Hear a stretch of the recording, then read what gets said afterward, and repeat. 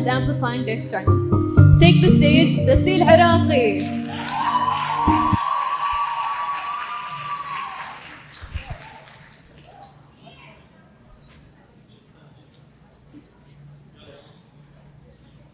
Funny.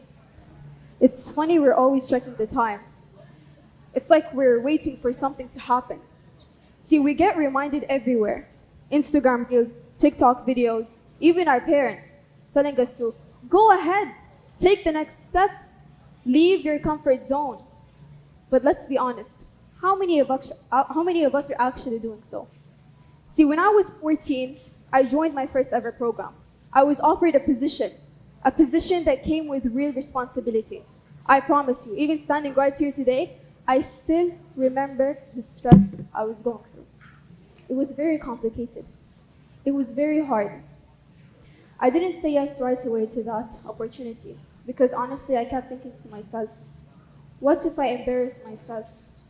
What if I don't do my part correctly? Because keep in mind, I was the youngest there. I was speaking to people. Do you know the company Ford? I was doing a presentation over there trying to convince them to give me a bunch of money. It worked out. I was the youngest, and what matters is that I did not hesitate. My mother pushed me and I took the opportunity, and without any exaggeration, it changed my life. It opened doors for me I didn't even know existed. I got to work with individuals that shaped me and made me who I am today. But you know what's the crazy part? Not the endless connections I made that will last me a lifetime. The crazy part is that I almost missed it because of hesitation. Hesitation. It's insanely overlooked. Well, it's insanely overlooked because it's very quiet, but the consequences are very loud. It makes you feel like you're planning, you're strategically making decisions. You're not. I'm sorry to break it to you, but in reality, hesitation is simply fear and doubt in disguise. Think about it. How many opportunities, how many chances did you get that you passed on? You kept telling yourself, I'll do it later. I'm too old, I'm too young. You're simply hesitating. I'm gonna be vulnerable here. I had a project of my own. It failed. Completely failed. But it's still up in my LinkedIn profile. Why? It's because I put in the work. I built a team. And by the way, the team members were all international. So different time zones, language barrier. You can imagine the struggle. But it failed. All the money I put in, all the nights I put in, didn't work out. Failed. People around me were saying jokes. You're gonna start another project. Another one, you just failed that one.